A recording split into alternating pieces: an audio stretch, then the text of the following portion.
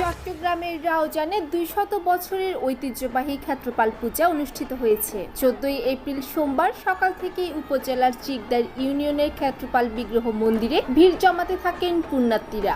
ঠাকুরের কৃপায় আসছি, আজ থেকে কমসে কম 10-12 বছর আগে আসছিলাম, এখন আবার আসছি, আসতে পেরে খুবই ভালো লাগতেছে। হিন্দুদের এখন যে পরিস্থিতি, আমরা চাই দেশ শান্তি থাকুক, সবাই ভালো থাকুক, এটাই ঠাকুরের কাছে প্রার্থনা। প্রতি বছর চৈত্র মাসের শেষ দিনে চৈত্র সংক্রান্তি তিথিতে এই পূজা অনুষ্ঠিত হয়ে থাকে।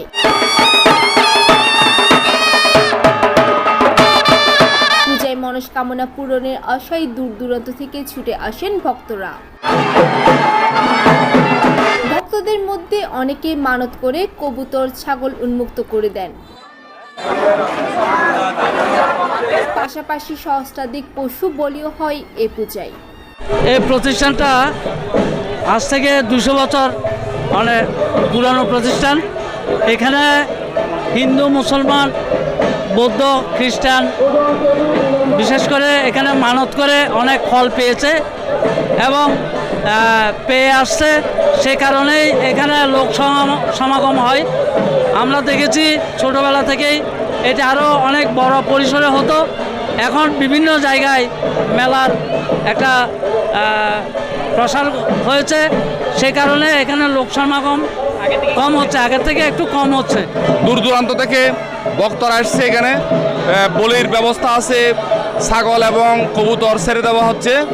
তারপরে এখানে আবার গত 3 বছর যাবত আমরা মহাপ্রসাদের ব্যবস্থা করেছি। দূর দূরান্ত থেকে আসে, তাদের জন্য আমরা এই আয়োজনটা গত 3 বছর ধরে আমরা করে আসছি।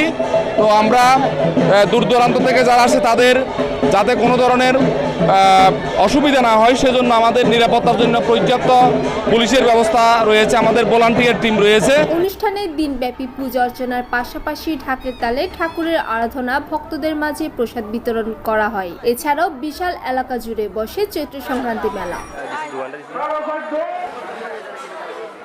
শ্রী ক্ষেত্রপাল বিগ্রহ মন্দির প্রায় 100 বছরের উপরে আমাদের পুরানো মন্দির।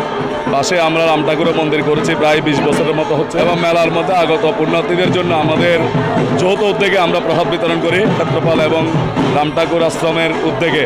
আগামী 16 বৈশাখ 30 এপ্রিল বুধবার আমাদের রাম ঠাকুর আশ্রমের উদ্যোগে অক্ষয় তৃতীয়া উদযাপন হবে। অর্থ অনুষ্ঠানে আপনাদের সকলকে আমন্ত্রণ জানাচ্ছি। অন্তরপাল আকাশের তথ্যচিত্রে অর্পিতা চৌধুরী, সনাতন টিভি, চট্টগ্রাম।